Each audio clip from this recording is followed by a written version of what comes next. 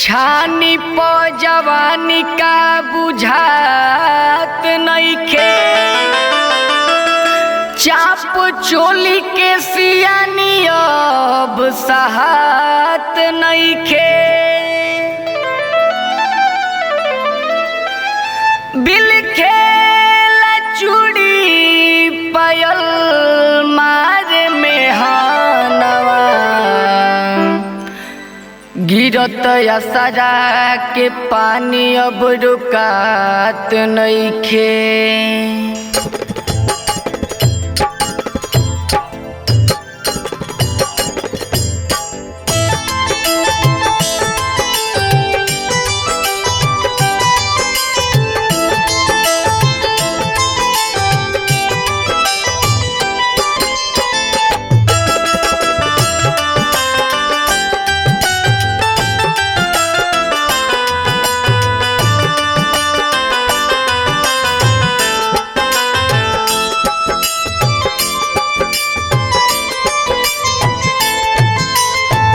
गइला जबून कके घर पूरा सुन कके, गइला जबून कके घर पूरा सुन कके, रोज रोज डाहतारा सुबह शाम खून कके।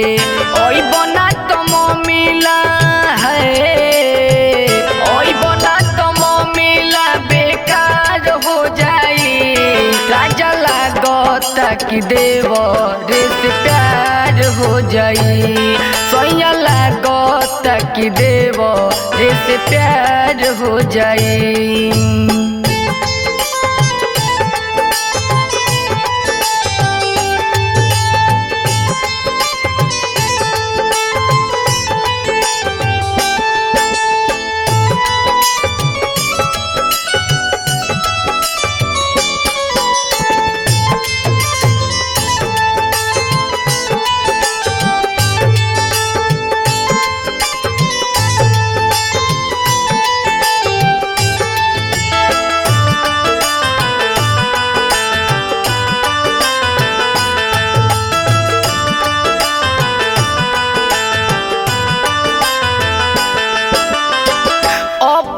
तो बस गइल जाके परदेश में, घरवा बना के गइल बिरहन के भेष में।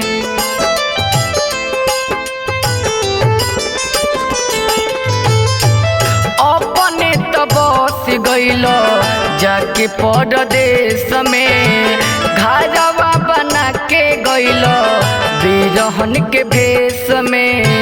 हाथ मली रह जइब ओइला में देर करब, देवर के जुठारल खाना राजा जी तू खइब। ए हर दिल के उहे, ए हर दिल के उहे मलिकार हो जाई।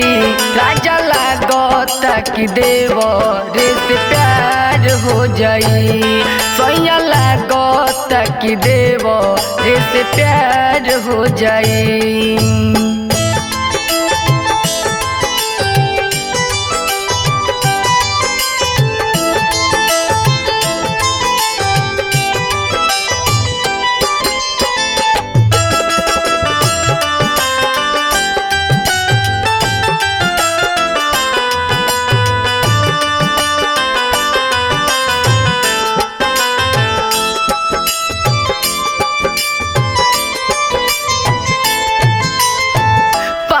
के बहाने देवरा रात में जगावे, सूती जब से जरिया देवरा सिकड़ी बजावे।